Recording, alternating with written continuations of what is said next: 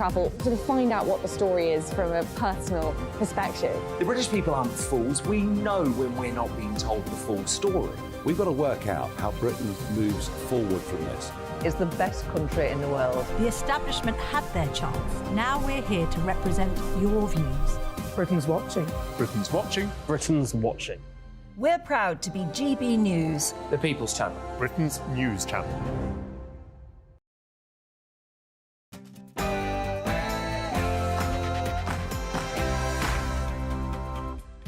It's Saturday night and this is the Saturday Five. I'm Darren Grimes along with Albion Kona, Benjamin Butterworth, Alex Armstrong and Lizzie Cundy.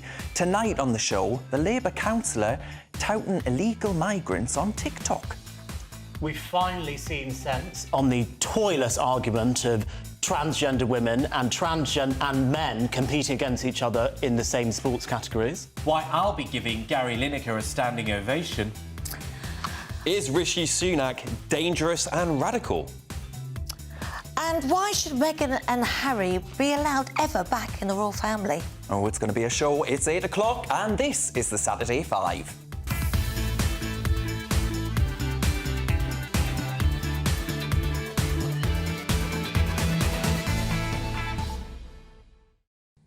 Welcome to the Saturday Five. This is the show that makes you forget all about the cost of living crisis.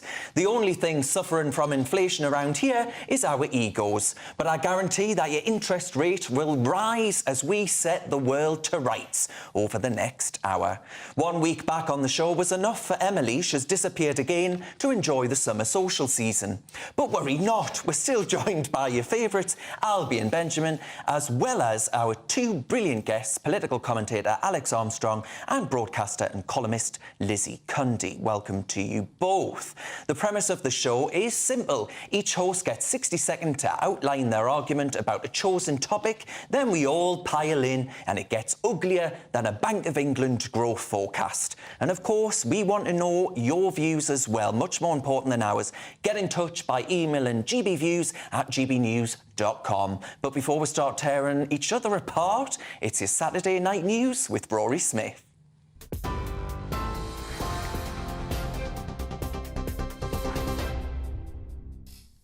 Thank you very much, Darren.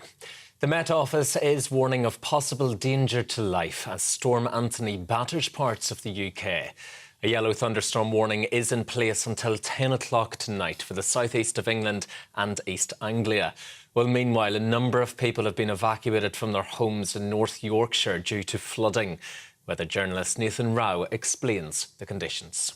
The wind speeds of this storm, Storm Anthony, are expected to be around 75-mile-per-hour gusts on the coasts and 55-mile-per-hour inland. It's not the strongest storm that we've seen, but because of the time of year, the trees are all in full leaf and it's holiday season, the schools are off, and where it's going to be hitting, the impact of this storm hitting today is likely to be greater than had the same sort of thing happened later in the year. Two French police officers have been injured in clashes with migrants near Calais. Around 60 people threw rocks and other missiles as officers tried to stop people smugglers launching a small boat.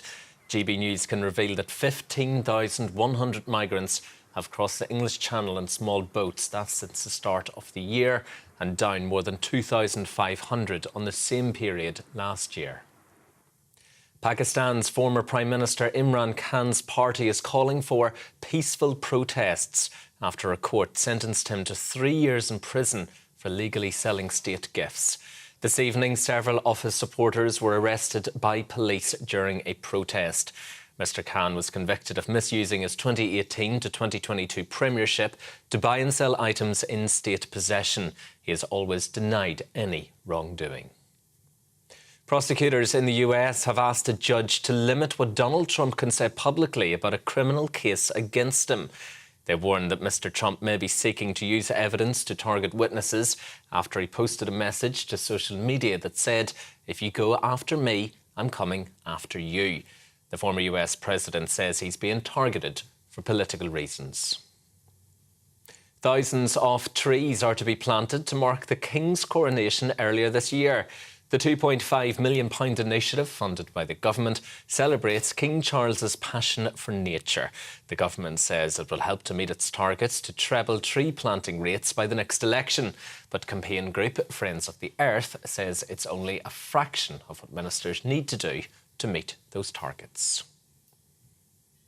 This is GB News across the UK, on TV, in your car, on digital radio and on your smart speaker by saying play GB News. Now though, back to the Saturday 5.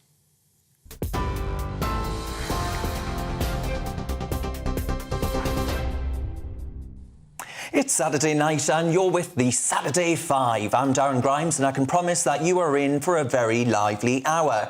Let's crack on with tonight's first debate. I'll be kicking us off tonight and that means it's time, folks, for grime time. Now, this week I clocked a Labour councillor on Newcastle City Council, Iram Ali, offering her services on TikTok, an app gaining an increasingly dubious reputation for being utilised by people traffickers and illegal migrants aiming for Blighty.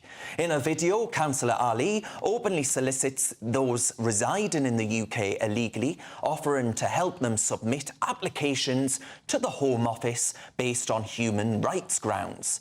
Now, such actions have made it strikingly clear whom the Labour Party genuinely supports. As the cabinet member for a dynamic city, one has to wonder what Ali's understanding of dynamic truly is. I wonder how dynamic our city will become if it's turned into a hotbed for illegal migrants. Councillor Ali mentions an extremely hostile environment for overstayers. I tell you this for free, I wish it was.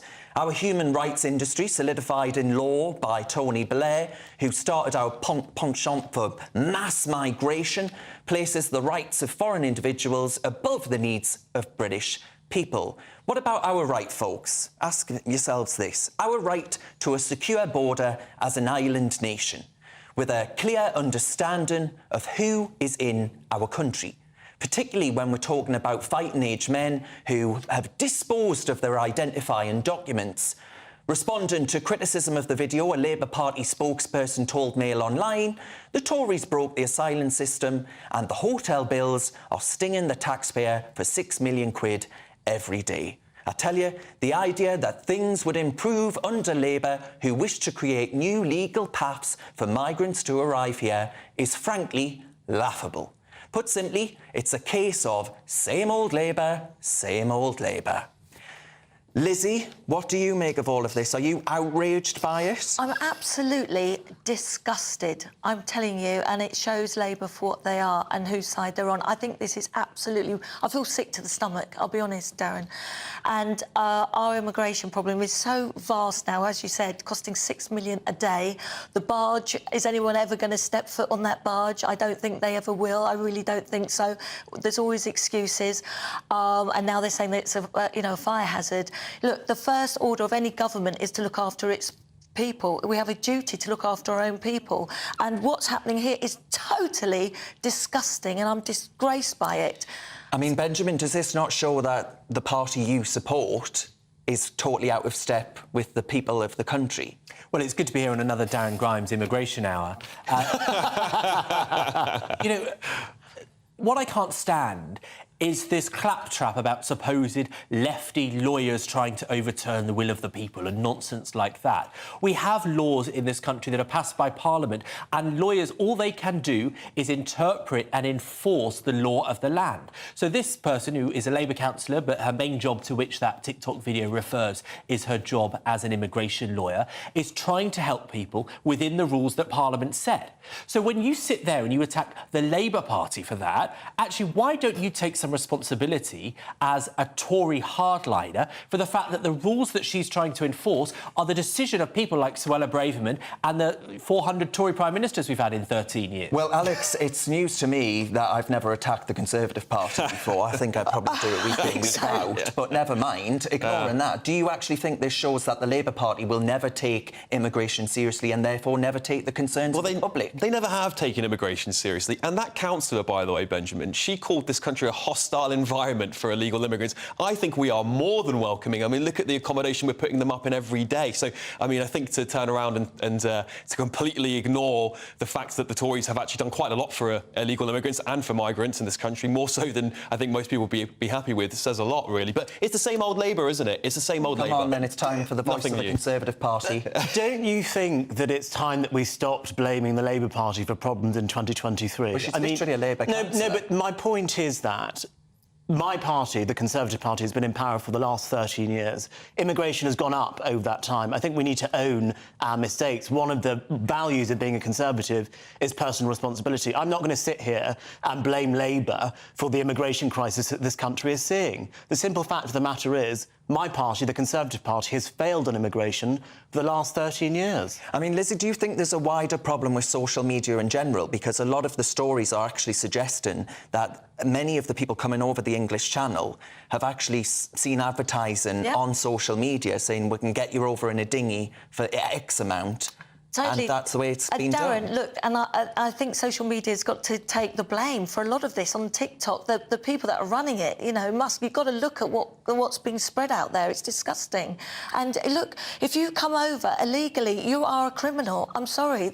If you're throwing your passport away, we've got to stop the gangs. We've got to stop the crossings. It's a dangerous, you know. But they are criminals because they're coming over illegally. And you saying that the lawyers, they were being paid a lot of money, Benjamin, I want people to be paid money. to give them loopholes of how to get away with it, not telling the truth. Sorry, that's not fair. And what about our own people? What about our own homeless people that aren't given a barge to be in or given food, water, shelter? What about, you know, I spoke to a veteran that is on the street. It's not on. We're not even looking after our own people. It's hypocrisy, isn't it? It comes back to our stance. No, it is hypocrisy. We won't look after our own people, but we're happy to look after anyone that illegally, the word illegal, it comes over here, then what kind of country are we? I guess that means then that you think that we should have higher taxes and a more secure welfare net for those people. Because we should spend the money on immigration, on solving the homelessness issue in this country. I certainly think that we should get rid of the holes, the loopholes in the welfare system. Get rid of the European judges. That's what we need to do. You have a Tory Get rid of the European You have a Tory judges. government that has seen homelessness go through the roof, that sees veterans thrown out of their house at 98 years old, like we highlighted on this channel the other week,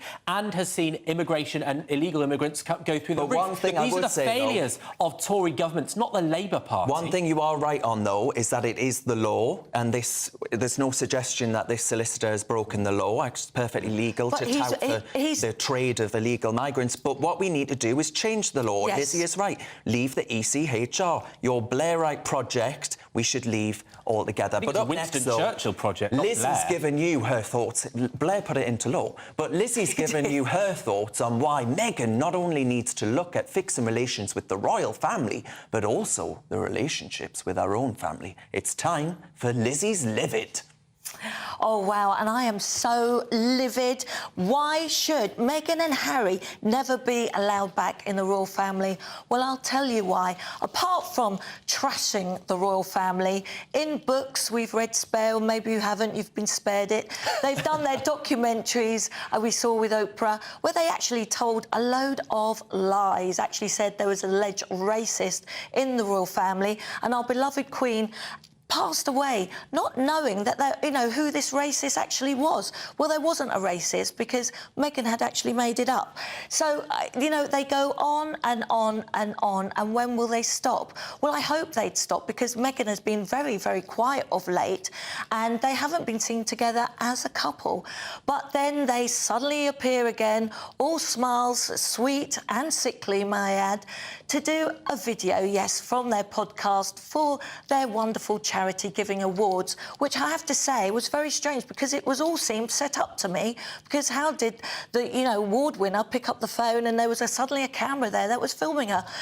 It's just so sickly sweet, and all they're doing is ruining the royal family. And I'm sorry, I really do feel this whinging couple need to find their own identity, stop talking about the royals and find something really good in life to do, and maybe, you know, make amends with not not just the royal family, but with each other and maybe Meghan's family. Don't forget her poor father that was left out on the cold. So should we really let them ever back in? I really don't think so. Even the Beckhams are distancing them from this couple. I mean, for Harry to even accuse Victoria Beckham of selling stories on his wife is quite ludicrous. I mean, I know her, you know, fashion range isn't doing that well at the minute, but I don't think she needs to sell stories. So, over to you first, Alex. What do you think of this? Should we ever let them back in the royal family? No, I'm done with them, and I think the public are done with them as well, aren't they? I mean, do you know what's really funny? I heard that Meghan Markle is making a new version of Great Expectations where the focus will be on Miss Havisham, and I think it's a self-fulfilling prophecy, isn't it, that she wants to be this future widow that has been, you know, so poorly treated by Britain and the royal family, and I'm sick to death of it. I think you are as well, Lizzie, aren't you? I am a little bit sick to death of it, and I don't know what you're thinking, Elvie. What do you think? Because you're a bit of a fan. You sit on the fence. You know me. With Meghan and Harry, I was a huge fan of them back in 2017 or 2018, whenever it is that the Duke and Duchess of Sussex got married. But more recently, I have become tired of the way they've been behaving. And what I want to see more than anything is a reconciliation between the royal family and Meghan and Harry. But that doesn't seem like it's going to happen, especially when we listen to the most recent reports that they've not been invited to the one-year commemoration of Her Majesty the Queen's death, of course, last year, which affected us all very deeply. And I think that just shows that actually the rift between the royal family and Meghan and Harry is still very much alive. And didn't we see the silence when it was her 42nd birthday? There weren't any comments. No social media. And why should there be? I mean, look how disrespectfully they treated Prince Philip as he was dying in hospital, as the Queen was clearly quite ill, which they would have known about well before we did. And look, they were coming over here, spouting more nonsense, going on Oprah. I mean, they don't care about anyone but themselves, do they? And, you know, we don't like grifters in this country. We're sick to death of them, and they are the biggest grifters to come out of Britain. Yeah, Darren, do you think they're grifters? Well, I do, actually, yes, very much so. And the idea that the public are thick enough to believe that a camera crew just happened to turn up and be there for when they needed it, I mean, it's absolutely ludicrous. And this whole notion, they should have lost their royal titles a long time ago. The idea that the British public are ever going to say, welcome back, we welcome you with open arms. I mean, we're a forgiven country, but my God, you know, we're not that forgiven. that was really quite heartbreaking what they did. They basically said a massive F you, if I can say that at this time, to the British public, to the British public, and we turned round and gave them so much love, so much support when they were married, as Albie rightly says, and they threw it back in the nation's face. It'll not be forgiven. But, I mean, maybe they should have done that call without the media. Do you not think, without a camera crew there? Wouldn't that be better? No, because they are two of the most famous people in the world. Meghan Markle, a couple of years ago, was the most Googled person on the planet. That's how famous they are. For all the wrong reasons. And so for those charitable causes, they bring a lot of attention, and that is very helpful for them. But look, I think you would be naive and misguided to think that the royal family does not need Harry and Meghan. The royals do need... How do they need Harry and Meghan? Because the truth is that Harry and Meghan engage with a younger audience, with millions of millennials and Gen Z around the world. They've ruined it all. I'm speaking, actually. And so I think that, you know, when you talk about questions about race, about privilege, you know, about sexuality, the kind of issues that those generations identify with, Harry and Meghan epitomise. But, Benjamin, surely you, like me, are disappointed at the opportunity that they had to talk about those very issues that you highlighted, which are very important, which they have completely squandered because of the way that they have behaved since Megxit. I'm so disappointed. They could have had everything, Benjamin, and she actually ruined it. I thought she was going to be the next Princess Diana. Exactly. I thought she was going to be amazing. She thought that. Yeah, she did. And don't tell me she didn't know anything about the royal family. She was there posing as a young girl outside Buckingham Palace. Apparently, she had a big poster of Prince William in her room. She wanted to be the people's princess. She's going to end up the pauper princess because it's looking like the Americans have had totally enough of her. She's losing all of these deals left, right and centre. And you know what? It couldn't have happened to a nicer person. Do you know what? I think the death blow for them was South Park. I love that show. It shines a light at anybody. They don't care whether you're on left or right wing or whatever you are. But they shone a light to the American public in the most satirical way, and it's totally derailed since then.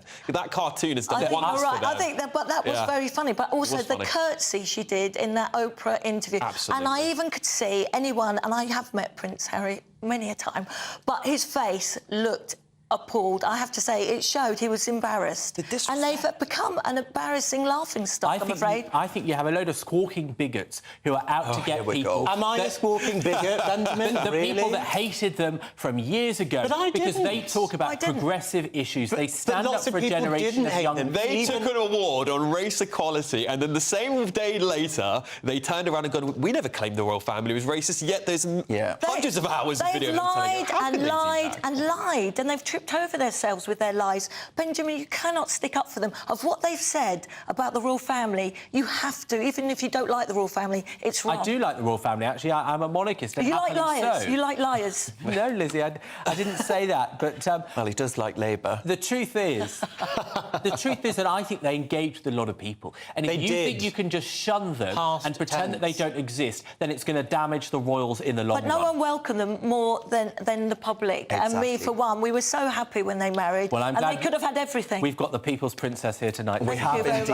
indeed. That's the perfect time to go to break. Still to come tonight, though, Alex is locking on a potentially Orwellian nightmare, and Benjamin will explain why he'd like to give Gary Lineker a standing ovation. Wasn't sure what that was going to say there, but never mind.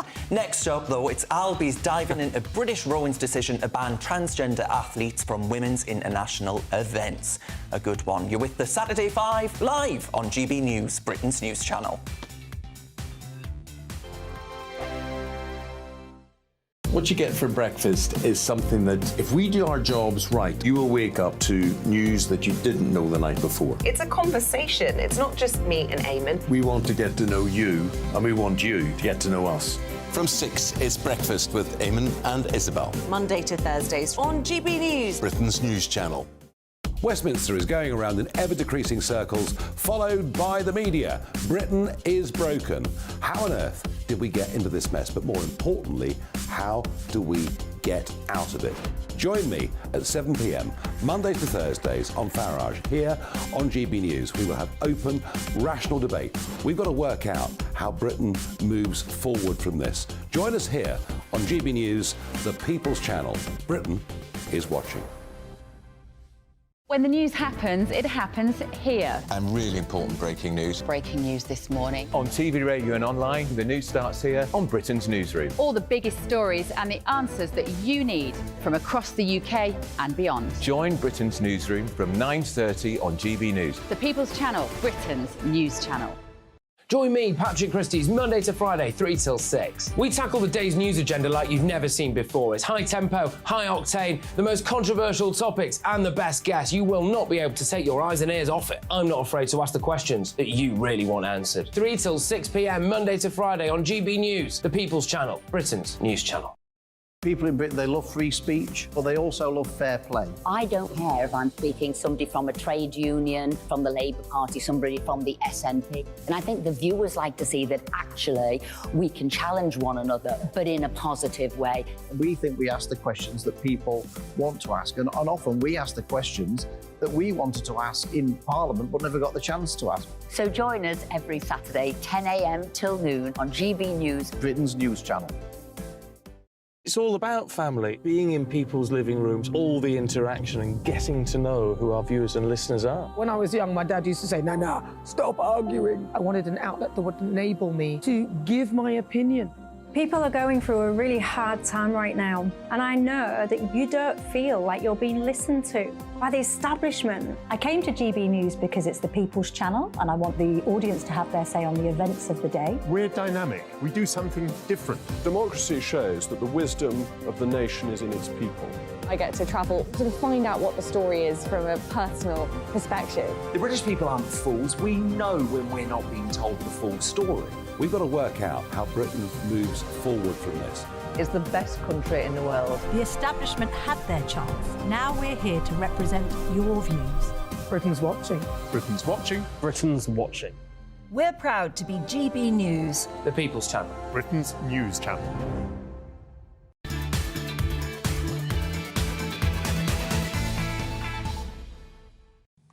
Welcome back to the Saturday 5. Cheers for your company and cheers for your emails about tonight's topics.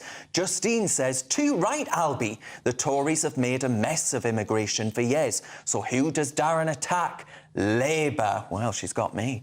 Lizzie Cundy was livid about the Sussexes, but Amy says, let's face it, we would all be bereft without Meghan and Harry to gossip about. Well, that's true, actually. Yeah, all power to them. But then Richard says, nobody cares about Harry and Meghan. I would honestly rather watch paint dry. Well, you might have to, because they're not going to be anywhere before long. Now, it's time for our very next debate. Up next, it's Albie, who agrees with British Rowan, who have banned trans athletes from competing in women's events. Take it away, Albie. Well, it seems that common sense is finally prevailing on what has become one of the thorniest issues up for debate in Britain in recent times. Whether or not it is fair for transgender women to compete against biological women in elite categories in sports.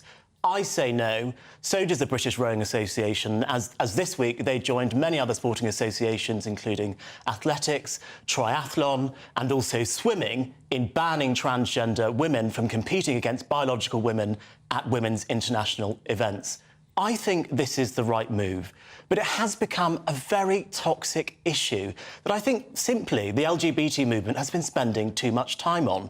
I think it's ridiculous that we got to a point in British society where people were being cancelled, being called bigots, being fired from their jobs for simply saying that biological women and biological men should not compete against each other in sporting categories because it's unfair. How did we get to that point? We've got to be focusing on the important issues, not an issue which should have been settled decades, if not centuries ago, according to science. There is no medical way to reverse the physical advantages that men go through in puberty, which means that for transgender women, who of course were born as males, for them to actually compete fairly with biological women. Now, there are still so many issues to solve in the LGBT+ community, which is why I think it's an absolute scandal that LGBT activists have been trying to convince people that it's fair for transgender women and biological women to compete against each other in sport. Let's look at the States this week. O'Shea Sibley, a 28-year-old dancer who was dancing to a Beyoncé song, was stabbed in America earlier on this week. An awful hate crime, which reminds us all that there is still so much work to do on LGBT+ rights, which makes me so angry because we've wasted so much time focusing on an issue which affects such a small number of people when there are people being killed on the streets for being gay. It's time that we focus on the stuff that matters. I think it's good that we can finally close the book on this issue of transgender women competing against women in sports and move on to the issues that matter. Lizzie Cundy, you are our resident woman on the panel this week, and you are also quite involved in sports in Britain.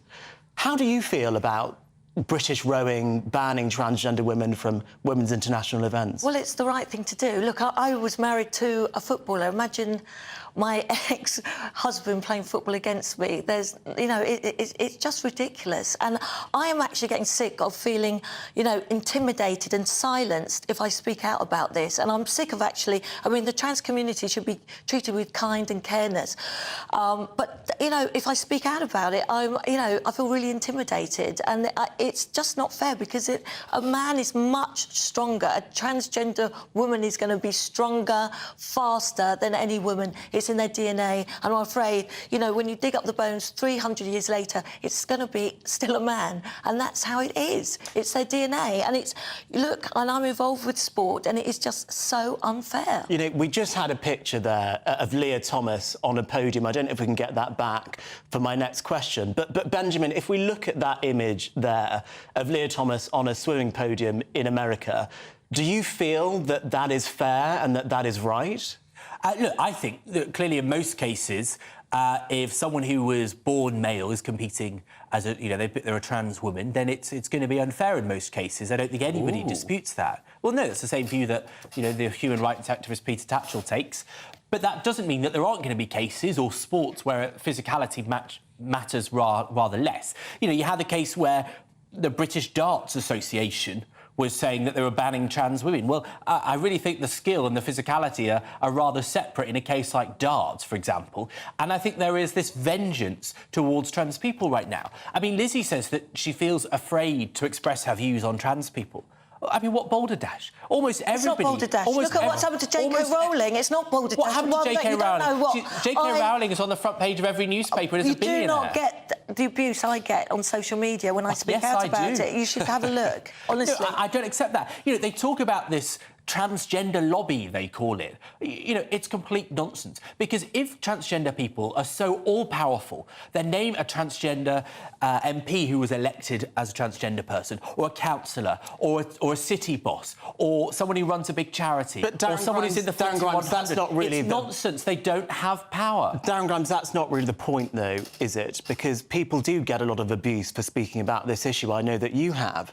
And do you feel that perhaps the tide has turned on this and that common sense is prevailing when it does come to the banning of transgender women in women-only sports categories? I think it's starting to. It's pretty Richard Benjamin to sit there and say that, you know, people like Lizzie have never received any pushback for their views. How often do you call people a bigot or a TERF, for example? I don't use the word TERF. Well, I'm sure you have in the past. No, but this idea that because you're being challenged on... That's not challenging someone. That's an attempt to shut them down by a word in intimidation. Four of you have the same view and I don't. Which one of us is being abused what I would here? say, though, and I know this man right here is going to be in full agreement with me.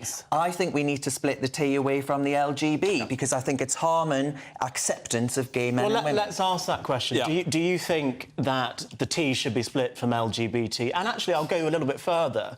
Do you think that LGBT should actually be disaggregated completely? It absolutely should. I mean, it's complete nonsense. The plus, the 2SL, whatever it is these days that's added to this ridiculously ever-growing acronym of nonsense is including people from so many different ranges, some varying on mental health issues, gender issues, sexuality issues. How can you effectively tackle any of these issues when you have so many things to consider all at once? I mean, who's more important than the other in this acronym? Do you go in alphabetical order? I mean, like, it's getting beyond nonsense. But was it not important, Benjamin, historically, when LGBT people were fighting for the right to equality? As far as I'm concerned, in a nutshell, club together. The abuse that targets gay people is the same that targets trans people, and that's why I'm proud to stand with them. OK, we'll have to leave it there. More still to come, though, on this fiery edition of Saturday 5. First of all, let's have a look at where that global boiling's at. That warm feeling inside. From Boxed Boilers. Proud sponsors of weather on GB News. Good evening, my name's Rachel Ayres and welcome to your latest GB News weather forecast brought to you by the Met Office. So it's been quite a wet, windy and unsettled day across the UK, and that's been due to Storm Anthony. That's going to move away to the southeast though as we go through this evening to allow for some lighter winds to move in from the west. But we could still see a bit more in the way of cloud, rain and some thunderstorms clinging into the southeast for a while. Also some blustery conditions here. Elsewhere, things drying up, though we could still see some showers for western coasts.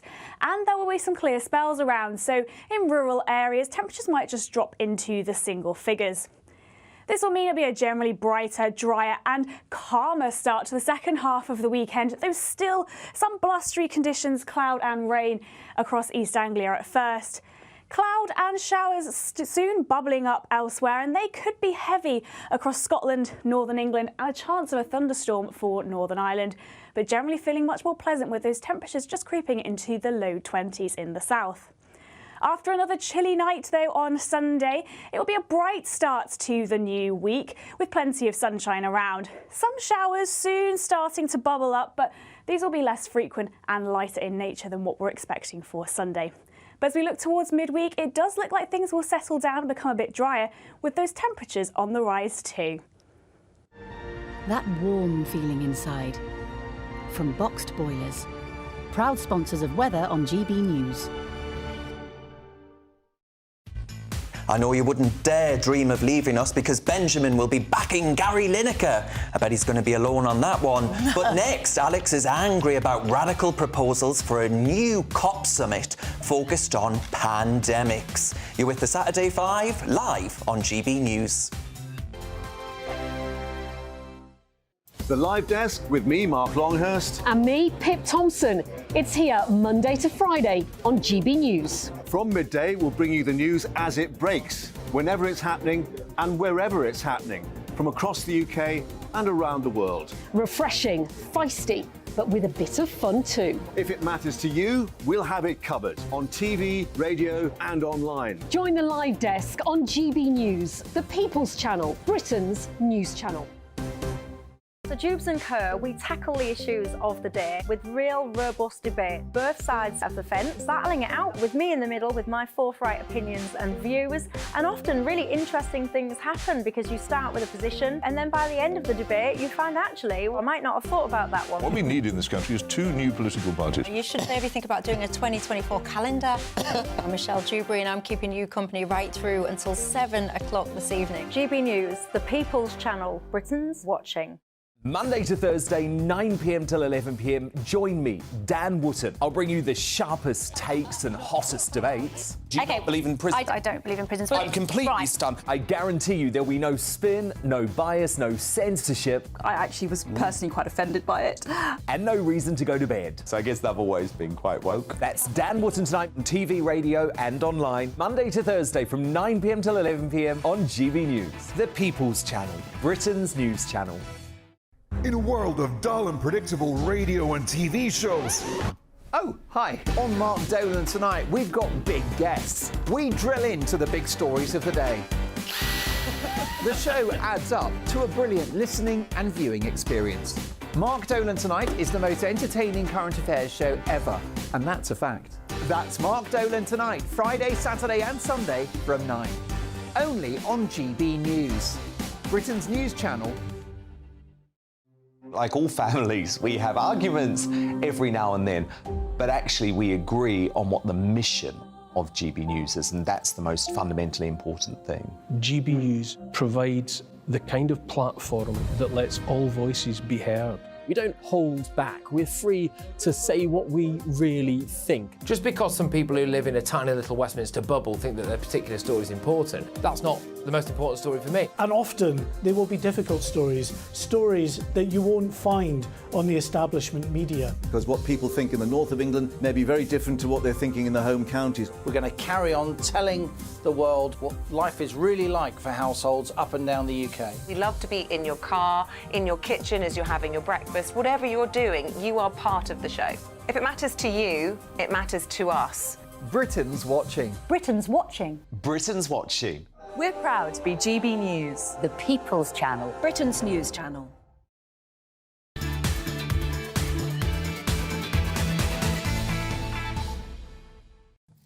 Welcome back to the Saturday 5. Your emails are coming in thick and fast. Regarding Albie's discussion on transgender athletes, Ian says, "Bravo, Benjamin. I haven't heard the word balderdash for about 30 years. Now I know how to describe most of your arguments." Well, there we are.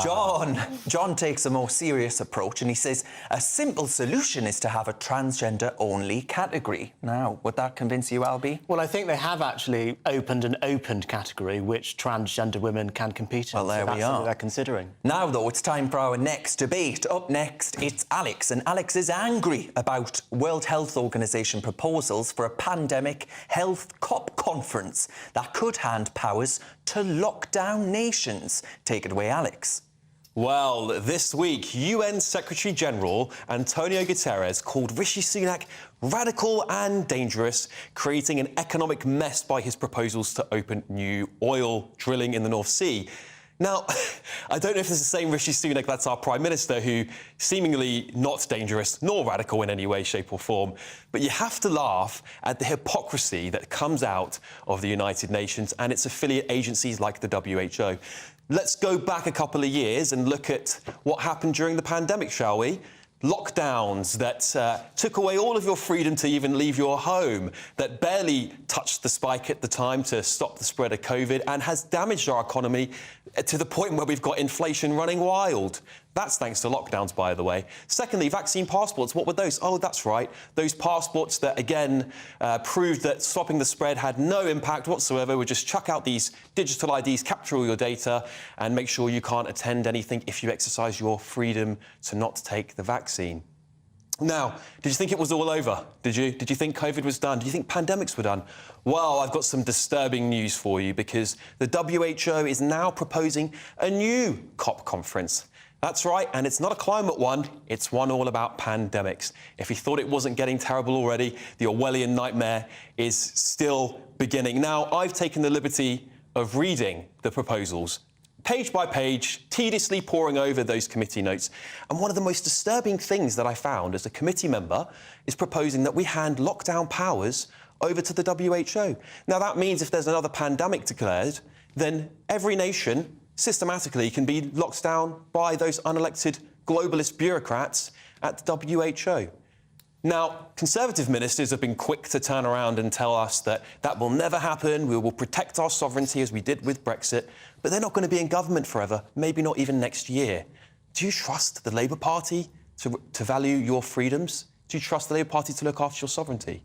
We must stop now to tackle this Orwellian nightmare before more of our sovereignty is passed over to these bureaucrats who do not care at all. The government must do something, we must put some guardrails in, and people must speak out about this before it's too late. Well said, Alex. Do you know what? I remember at the start of the pandemic when the World Health Organization was completely in hock to China, right? Do we really want the Chinese dictating when the UK can and cannot lock down? I mean, that's exactly how it all started, wasn't it? I know we all saw the news at the time where people were dressed in these suits going up the streets, spraying the streets, which now seems ridiculous. So we're totally at will of the media and the so-called scientists at the time who have actually peddled a bunch of lies to the public for so long on the narratives, particularly with vaccine passports, which we know are complete and utter fraud. So, I mean, where's it going to end, Albie? I'm just interested because you appear to have come up with an entire argument based on one thing that one member of this committee that is planning a conference, which may or may not happen, has said about giving the WHO powers to lockdown nations, and there's no kind of roadmap to that ever happening. You're just sort of worried about a hypothetical thing. It's not hypothetical if it's been spoken about at a United Nations WHO committee where they get to vote and have delegates to vote on this. You don't get a vote on it, One person has spoken about it. It's not. It's two or three delegates have spoken about it. 2 or 3. All right, that's enough for a proposal to go forward. They represent governments, Albie. They're not just Joe Blogs off the street. These are government-appointed delegates. They are not just people going, "Oh, I want to give lockdown powers to someone." Lockdown was voted in by Parliament. It was laws there were laws which were passed by British Parliament. I don't see any risk of the government, either Labour or Conservative, giving away the power to lock down the nation to globalist... You don't think so? Albie, we're still suffering from the lockdowns. We're still suffering from the lockdown crisis. Because of the lockdowns. Can I tell you, mental health issues, children being not told to go to school.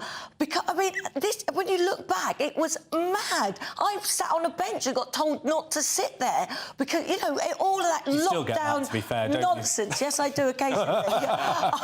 But, you know, and why we're listening to the United Nations, I mean, we're boiling. I mean, how about them stop their aircon and going on the private jets? And they all fly into these conferences with their private jets, don't they? And look at Labour would have kept us in lockdown. Do you remember Keir Starmer? He would have kept us in. Still probably be in a lockdown now if it were Keir Starmer. Do you know the worst thing about these proposals for a COP conference, by the way, is that those COP conferences are used to bully and harass nations into conformity. So once we have one of those going, they'll be saying, well, Britain, why aren't you doing it? Look what they did to Trump with the Paris agreements. Good news, Alex. Pandemics and viruses famously stay within artificial borders. If Germany had a pandemic breakout, good job, no chance in hell of it getting to Austria or France, right? I mean, it's just complete claptrap that you would look at governments coming together to see how we solve problems so we don't have the disaster that killed over 1 million people like with COVID, by coming together, pooling their resources and their knowledge and their scientific knowledge and their experience of the last pandemic to avoid the mistakes happening again. Who in their right mind thinks that is a mistake? Lockdowns were a mistake. You know, please let me respond to this. The argument that Benjamin made there is exactly the argument that's going to be made to lock us down for climate lockdowns. The argument you will say that people are dying from the toxicity of the air. What on earth are you talking about? It's already been proposed in to use that as an argument to lock us down. My point is this, that we are heading towards this global bureaucracy. One way or another, it's going to happen by attrition. We will have these COP conferences where we will literally bully countries like they bullied America when they left the Paris Accords and the Paris Agreements into conformity. I think this is wrong. These people are not elected. They are put there by they are a delegation by the government. And I'm not saying, Benjamin, that it's terrible for governments to organise and tackle pandemics. I'm saying if the proposals that come out of these conferences say we should hand powers of sovereignty over to international bodies that are not elected by the people, that is wrong. But do you think that would ever get through Parliament? I think it probably would. Yes, I think it probably would. I think a Labour government would certainly. More bold. Okay, we'll have to leave it there. Benjamin Butterworth will be coming back, though, for a bite of the cherry when it comes to taking a stand for Gary Lineker. Let's see if he can convince any of us to join him. He's got a hard job, I'll tell you that for free. You're with the Saturday 5, live on GB News.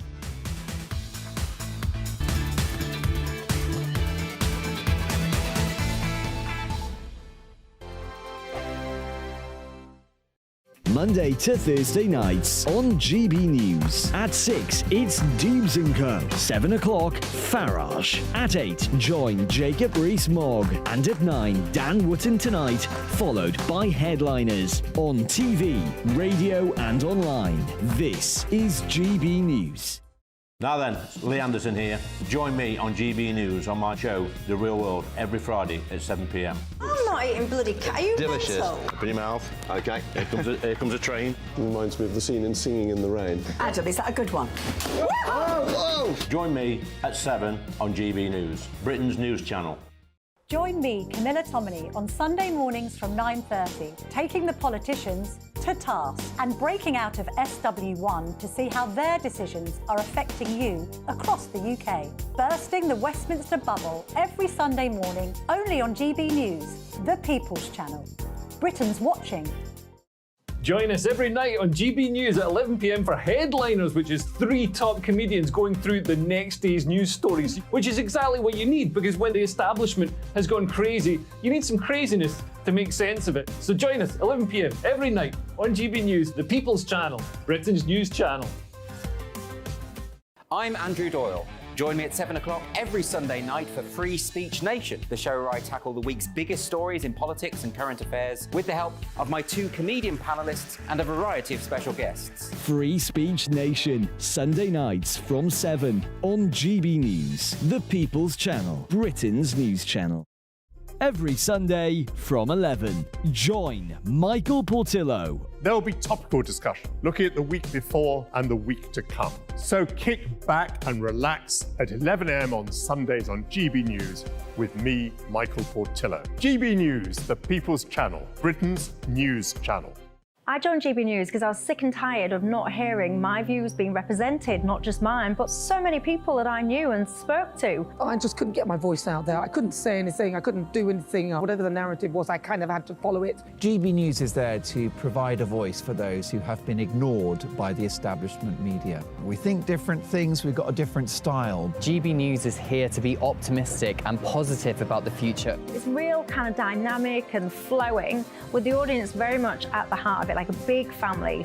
Here at GB News, we talk about the things that matter to you. Hearing the voices from right across our towns and cities, especially our towns. All sides of the argument represented with a heavy dose of opinion. We're on a mission here to make a difference. And the GB News family really is here for you, and whatever time of day you can watch or listen. Britain's watching. Britain's watching. We're proud to be GB News, the People's Channel, Britain's news channel.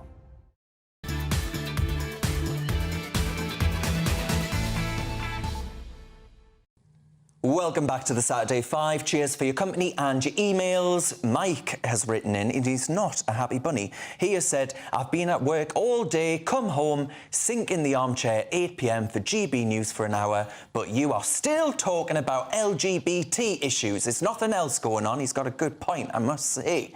Susan says the government had the EU to run everything, and now they have no idea how to run the country. I think that's Alex's point, actually. Richard says Labour will no doubt impose global boiling lockdowns if they come to power. Only go out in the sunshine for essentials. Well, you mustn't do that. You'll burn to death. Now it's time for our next debate. Up next, it's the one and only Benjamin, who's going to take on why Gary Lineker deserved not just any standing ovation, but a Marks and Spencer standing ovation. Benjamin, take it away. Well, you've ruined the gag at the end, haven't you? Look, You know, Gary Lineker recently went into his local Marks and Spencer and got a standing ovation just like this. Now, I don't know if you can see that on the camera, but he spoke to the Daily Telegraph today and talked about how, when that row was happening, when he had spoken up for the rights of migrants and refugees, some of the most vulnerable people coming into this country, that his local M&S, the epitome of Middle England, a great British company, and he got a standing ovation just like that. Beautiful and moving one I just gave him. Now, that's the truth, that actually in this country, people are far more on the side of progressive, thoughtful people like Gary Lineker than they are the hateful right-wing zealots that try and attack migrants building a new life in this country. In fact, Gary Lineker went further and he said that he considers it a compliment to be called woke. Well, Gary, as someone who's been dubbed the wokest man in Britain, I agree with you. And that's the real nature of this country. People love Gary Lineker and they love the BBC. It's why I'm so proud of the BBC, and I think that we should give it more money, because it's the fabric that holds this country together. So, Gary Lineker, I think you're a hero, and I hope that the rest of my Saturday Five will join me in a standing ovation for Gary. I don't think so. I might do it. I'm going to do it. Just stop oil and get on the floor. I'll give it a red card, actually. Darren is finally going to take the knee. Benjamin, I'm so proud that you've spoken like that about a black man, because, of course, Gary Lineker famously identifies as a black man. I identify him as an idiot. I'm sorry, I don't believe that he walked into an M&S and got a standing ovation. What was everyone in M&S just sat on the floor of the shop and then they got up and gave him a standing ovation? I mean, it's nonsense. Is it even true? People like you think that you have... People like me. They think you have a grip. You think you have a grip on the idea of this silent majority, that the silent majority is all small-minded bigots like Darren Grimes. And the truth is that the silent majority is with Gary Lineker. Do you know what? For 4 years, I worked in a Marks and Spencer in the northeast of England, and I tell you what, there is no more of a Tory base than the Marks and Spencer shopper. So it's you who are totally out of touch. Wanting border controls doesn't make you a bigot; it makes you a realist. It's you that's on let's another not planet. forget, I know where Gary lives, in leafy Barnes, and I know his Marks and Spencer. Well, Benjamin lives in a nice spot. multi-million-pound house. Let me tell you about Mouth of the Day, Gary Lineker. He shouldn't be giving us his political views, shouldn't be writing in, the Telegraph today about being woke. We don't want to know his political views. He's there to talk about the football. And sell crisps. We pay the licence fee from our purse. We pay for Gary's huge wages, which are in the millions, by the way. He doesn't relate to the normal person on the street, or to you, Benjamin. He lives in a multi-million-pound house, earning fortunes, and I don't want to hear his political views. So, no, I won't applaud him. I'll give him the red card. And I tell you what, I'm sick of death of Gary Lineker. And I don't believe for 1 minute anyone clapped him Marks and Spencer. He is such a hypocrite, isn't he, as well? And this is what I hate this the most. This is the most frustrating thing. He's the same guy that flew out to Qatar that was protesting weeks before about LGBT rights, plus 2SL, whatever the hell it is. And then he's happy to go and get his multi-million-pound paycheck to go and host the World Cup in Qatar. And what does he get for that? Oh, a nice round of applause and a bigger paycheck every year from the BBC that's reporting on itself. And going. I think the fact that he speaks out on issues is important. Why go if your values are against it? I mean, you know, if your values are against... If you were that, you know, if you're that would you, and take the millions as well, as he did? I mean, Albie, are you not on the side of Lineker? No, I'm not. I think I made that quite clear from the beginning. Look, I respect the right for people to have free speech, but here's one of the BBC's biggest stars. I'm with Lizzie on this. I don't want to know what Gary Lineker's political views are. I want to know what flavour crisps he likes. But you know what, though, Benjamin? That's all I'm interested in. What I would say, though, is at least Gary Lineker has put his money where his mouth is and taken in a migrant or two. How many have you taken into your lovely, nice home in London? Well, look, like most young people, I don't have a spare bedroom. I'm sure you could sleep on the couch if you get that much. Look, at least someone would want to live in my house. I doubt you have that one. Let me just tell you, Gary Lineker put up someone for 2 weeks, and he's got a huge estate, and it was in the back garden. He did it for 2 weeks, but just stick. I think this idea, just in the back garden. This ridiculous idea that people who work in sport or entertainment at the BBC should be impartial, like someone who hosts the 1 o'clock news should be. It's nonsense.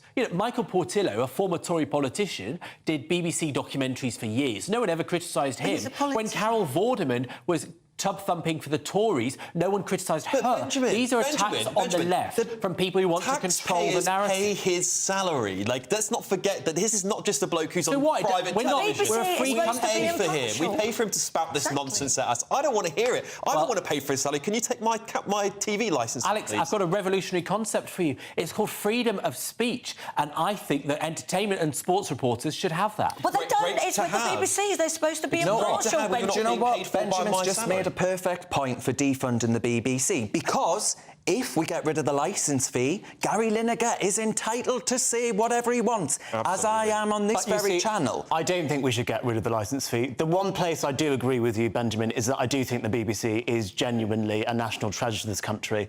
I don't think if we were creating the country now, we would have a licence fee. It's not a perfect way to generate revenue for the BBC, but I can't see any other way that it can function without the licence fee, and I don't want to lose the BBC. But it's losing viewers. It's lost 1 million this month. The BBC is losing. Albion Benjamin say the BBC is a national treasure. I say it's a national tragedy, and GB News is where it's at. Thanks very much, though, to our guests tonight, Alex Armstrong and Lizzie Cundy. Trish says Lizzie speaks sense, Benjamin talks rubbish. Yeah! Who can argue with that? What a way to end it. Now, next up, it's the brilliant Leo Kerr standing in for Mark Dolan. See you next week. Good evening, my name's Rachel Ayres and welcome to your latest GB News weather forecast brought to you by the Met Office. So it's been quite a wet, windy and unsettled day across the UK, and that's been due to Storm Anthony. That's going to move away to the southeast though as we go through this evening to allow for some lighter winds to move in from the west. But we could still see a bit more in the way of cloud, rain and some thunderstorms clinging into the southeast for a while. Also some blustery conditions here. Elsewhere, things drying up, though we could still see some showers for western coasts, and there will be some clear spells around, so in rural areas temperatures might just drop into the single figures. This will mean it'll be a generally brighter, drier and calmer start to the second half of the weekend, though still some blustery conditions, cloud and rain across East Anglia at first. Cloud and showers soon bubbling up elsewhere, and they could be heavy across Scotland, Northern England and a chance of a thunderstorm for Northern Ireland, but generally feeling much more pleasant with those temperatures just creeping into the low 20s in the south. After another chilly night though on Sunday, it will be a bright start to the new week with plenty of sunshine around. Some showers soon starting to bubble up, but these will be less frequent and lighter in nature than what we're expecting for Sunday. But as we look towards midweek, it does look like things will settle down and become a bit drier, with those temperatures on the rise too. The temperature's rising. Boxed Solar, proud sponsors of weather on GB News. Good evening, my name's Rachel Ayres and welcome to your latest GB News weather forecast brought to you. What you get for breakfast is something that, if we do our jobs right, you will wake up to news that you didn't know the night before. It's a conversation. It's not just me and Eamon. We want to get to know you, and we want you to get to know us. From 6, it's Breakfast with Eamon and Isabel. Monday to Thursdays on GB News, Britain's news channel. Westminster is going around in ever-decreasing circles, followed by the media. Britain is broken. How on earth did we get into this mess? But more importantly, how do we get out of it?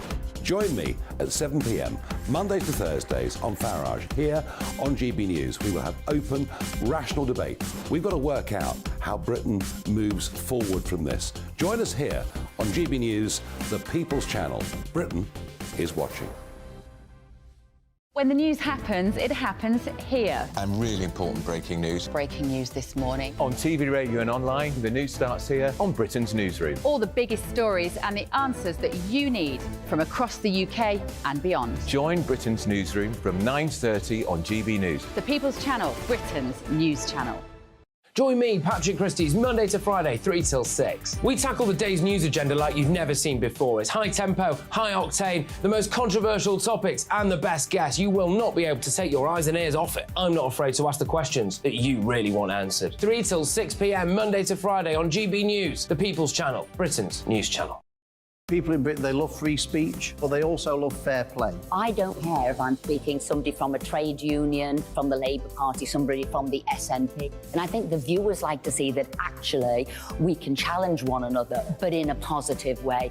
We think we ask the questions that people want to ask, and often we ask the questions that we wanted to ask in Parliament but never got the chance to ask. So join us every Saturday, 10 a.m. till noon on GB News, Britain's news channel. It's all about family, being in people's living rooms, all the interaction and getting to know who our viewers and listeners are. When I was young, my dad used to say, "Nah, stop arguing." I wanted an outlet that would enable me to give my opinion. People are going through a really hard time right now, and I know that you don't feel like you're being listened to by the establishment. I came to GB News because it's the people's channel, and I want the audience to have their say on the events of the day. We're dynamic. We do something different. Democracy shows that the wisdom of the nation is in its people. I get to travel to find out what the story is from a personal perspective. The British people aren't fools. We know when we're not being told the full story. We've got to work out how Britain moves forward from this. It's the best country in the world. The establishment had their chance. Now we're here to represent your views. Britain's watching. Britain's watching. Britain's watching. We're proud to be GB News, The People's Channel. Britain's news channel.